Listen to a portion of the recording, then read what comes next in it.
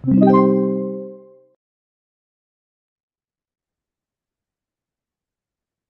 let's have situation 6. Okay, so refer to the figure shown, given, actually, erroneous din ito. May kulang dito na given. Hindi, ito pala. Ano to? H dapat yan, no? Okay. Tapos yung A3, yung B3 din, tapos yung C1. Okay, tapos ano pa? Yung tension dito given na 150. Tapos yung slope mo, 4 vertical, 3 horizontal. Okay, given naman yung section properties ng lahat ng members. So, number 16, calculate the force F so that the shear stress of column AC is 0. Okay, so ano daw yung force F para yung shear stress sa column AC 0? Ano ibig sabihin nun? Ibig sabihin lang nun, kapag in-isolate natin to,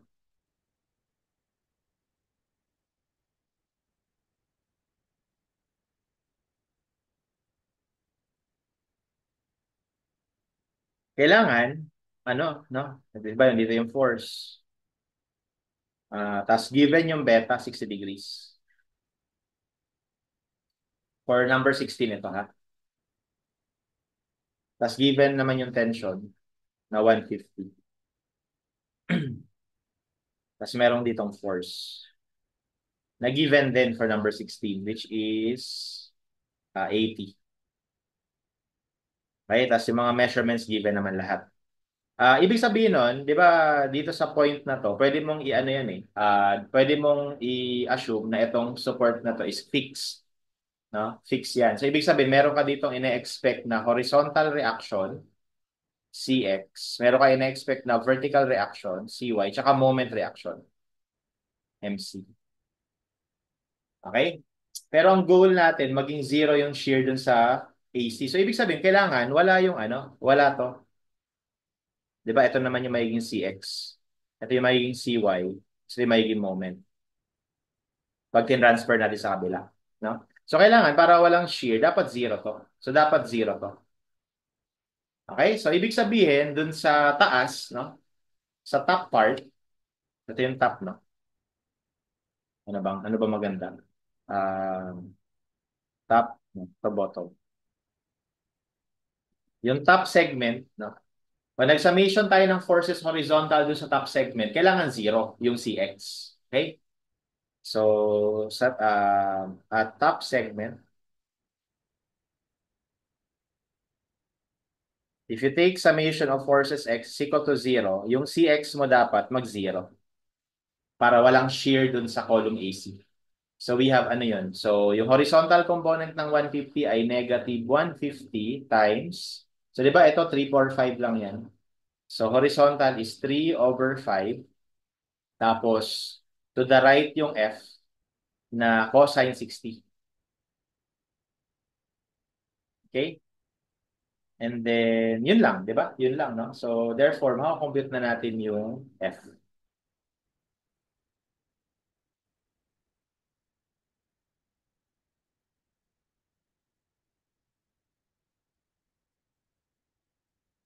So, that's 94. Sorry, naka-radians ako. So, that's 180 kilonewtons. So, answer for number 1, letter C, or number 16. Okay? Tapos, number 17, calculate the force F so that the column AC is purely axial.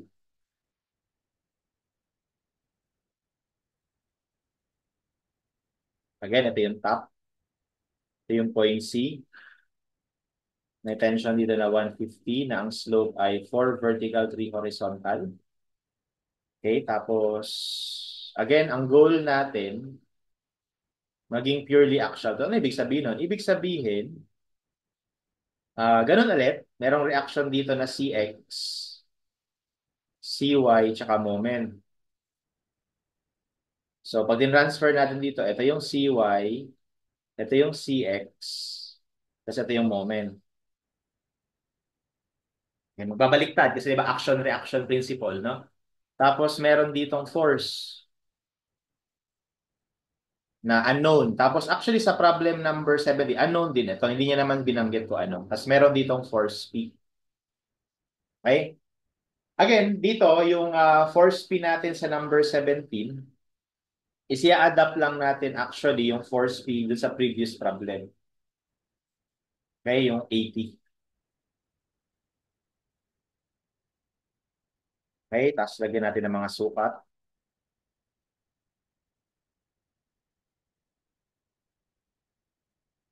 This is 3, 3, and 1.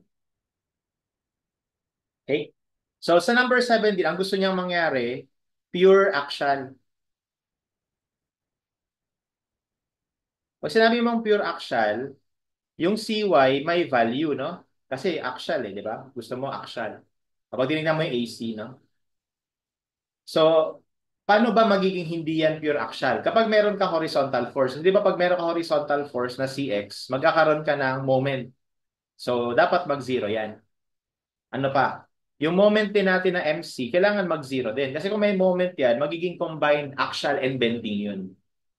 Alright? So, that means, ito lang yung meron. So, itong dalawa, zero. Yun yung ibig sabihin nun, no? So, from there, let's solve for F. Okay, ano yung F para maging ganito yung criteria? Well, ganun ulit. Sa top ulit tayo titingin.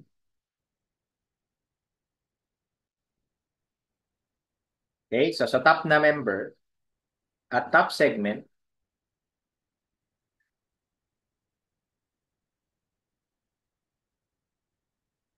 okay, so mag-summation tayo ng forces horizontal equal to 0. Kasi dyan, Cx is 0. So we will have, again, yung 150 times 3 over 5. Tapos yung to the right na F cosine beta.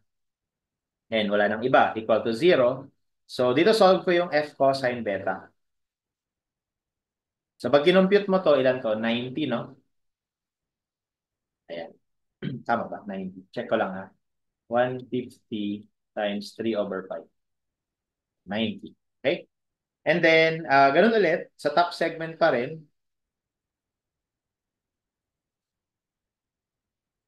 magsa-summation ako ng forces Y. Wag Y. No? Kasi pag, ito pala, kapag nag-summation ako ng forces Y, meron tong value. So, maladagdag yan sa unknown ko. So, wag summation of Y. Summation of moment na lang. Kasi pag nag-summation of moment tayo,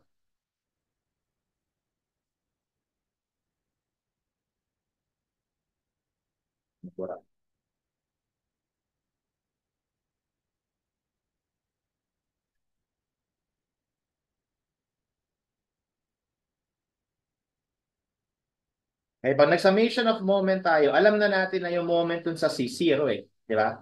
So, moment tayo sa C. Tapos alam din natin na yung moment sa C is zero. Okay? Kaya mas okay kapag nag-summation of moment. So, again, sa top pa rin tayo nakatingin. So, ano yung moment dyan? So, bali, eto may components. Yung vertical component, yung horizontal component niyan, yun yung 150 times 3 over 5, which is yun yung 90. Tapos yung vertical component naman is 4 over 5, so 120. Okay, tapos ito rin, merong vertical and horizontal. F sine beta, tsaka F cosine beta. Okay, ngayon, pag nag-moment tayo sa C, ang mga iikot ay itong P, which is 80, no? 80. Ang moment arm ay 3, ang rotation ay clockwise. Tapos, 120. Ang moment arm ay 3 din. Pero ang rotation, sorry. Pero ang rotation ay counterclockwise, so plus. Tapos ano pa? Yung F sine beta. Ang moment arm nun galing sa C ay 4, 3 plus 1. And then ang rotation niya ay counterclockwise. Tapos yung mga horizontal component, hindi na sila iikot, no? Kasi dadaan sila dun sa ano natin eh, point C natin. Ayan. Okay? So, therefore, from here, we can also create another equation in terms of ano naman, F sine beta. F sine beta. Tapos kumpitin ko lang itong mga values na to. Ayan, 80, 40 times 3, 40 times 3, negative 120. Okay?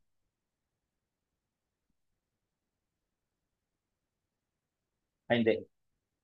Double check ko lang. Negative 80 times 3 plus 120 times 3. Negative 120, let's divide ng 4 pa pala. Divided by 4. So, negative 30. Okay, so we have now our equation 1 and our equation 2. So, well, to solve for them, we can actually perform method of elimination. Ang gagawin ko is, yung equation 2, di-divide ko sa equation 1. Di-divide ko ng equation 1 para matanggal yung f. So, magiging f sine beta divided by f cosine beta equals negative 30 over 9. So, magka-cancel yung f, magiging tangent ito, no? So, mas solve na natin yung beta.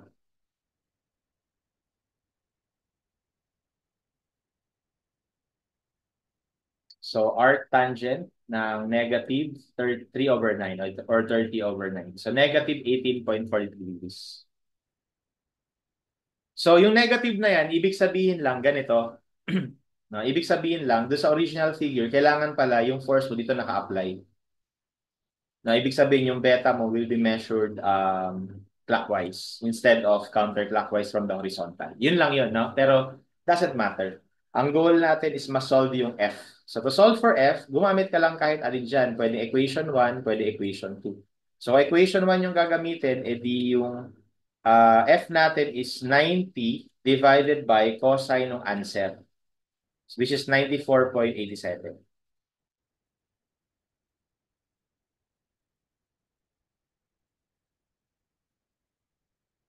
And that would be our answer for number 70.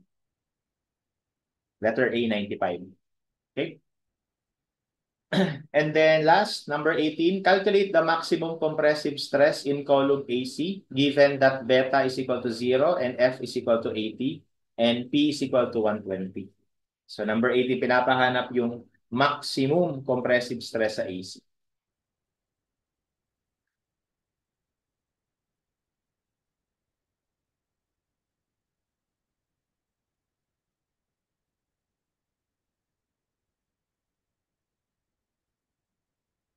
Lagay ko na yung components. Ha?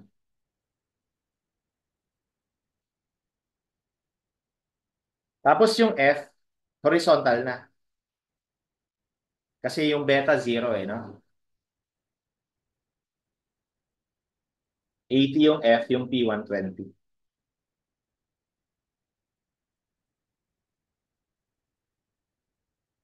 Like, so ganyan, no? So ito yung C natin. So ganun ulit, meron ditong 3 meters.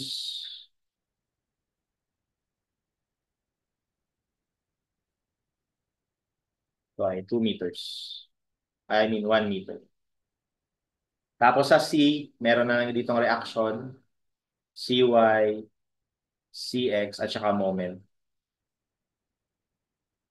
Okay, so compute natin lahat. No? So,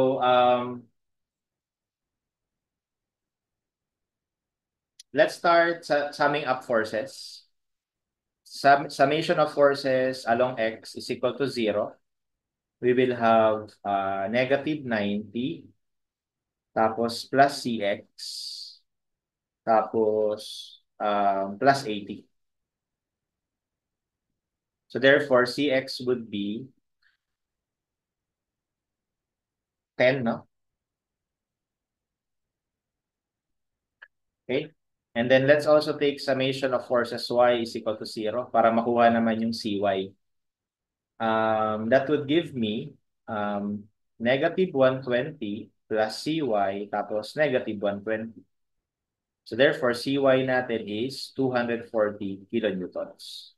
And finally, let's take summation of moment at C is equal to 0. We have 120 times 3. Ito. counterclockwise. Tapos yung kabila naman, 120 times 3 na clockwise. So magka-cancel lang sila actually. And that's it, no? Plus MC. So ibig sabihin, yung moment sa C, 0. Alright? So dahil 0 yung moment sa C,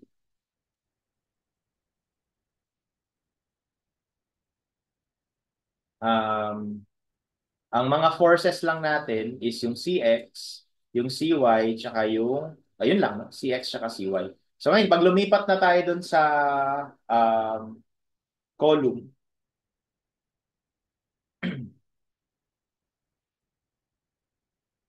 ano yung column natin?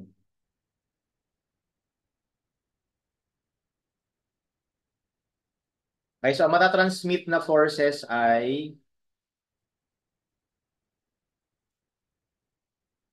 yung CY na 240, tapos yung CX na 10.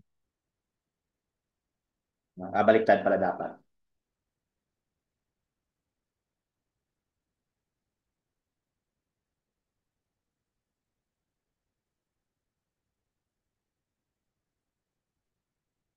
Okay? So this is 6 meters. Okay? So ngayon, ano daw yung maximum compress? So pagka kinompute mo, baka kasi gawin mo, by the way, yung area nga pala given, ha? Area, yan. The section modules given. So 18,900 tsaka 3.26.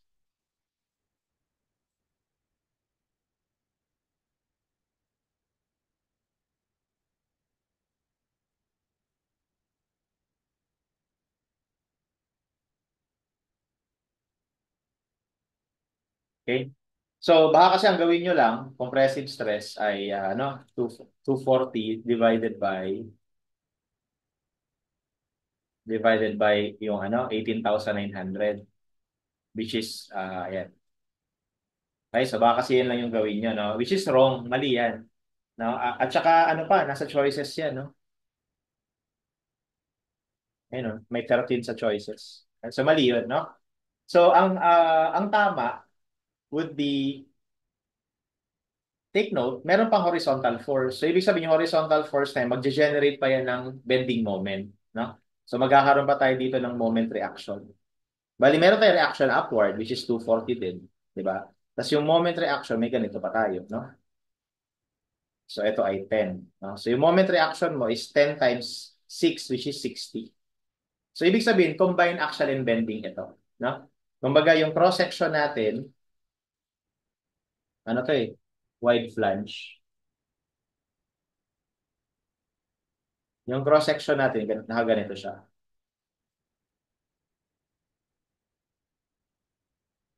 Ayan. Tapos, merong axial force na 240. Tapos meron pang bending moment na 60. So ibig sabihin, kung ganyan yung direction ng bending moment, ito yung fiber na under maximum compressive stress. No?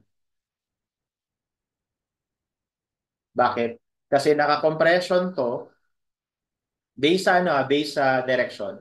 Naka-compression tayo dahil doon sa 240 plus yung compression pa na ibibigay nitong 60, no? Itong kabilang side kasi ano, may compression ka na 240 tapos ito kasi nasa tail ka ng moment. So ito is under tension, no? So compression minus yung force galing sa tension. So ito yung compression side. So therefore, our maximum compressive stress will be yung force natin na CY divided by area plus, or gawin natin negative yung compression, di ba? So negative.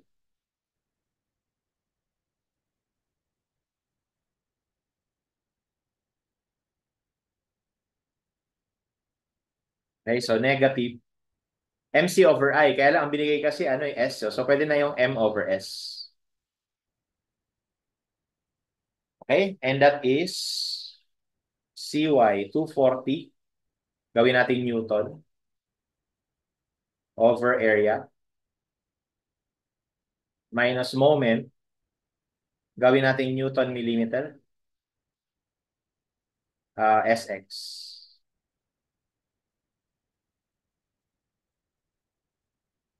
All right, so therefore we have negative 240 over 18.9. Tinanggal ko na yung 1,000 minus 60 over 3.26. Tinanggal ko na yung 1 million. So that is 31.1 compression.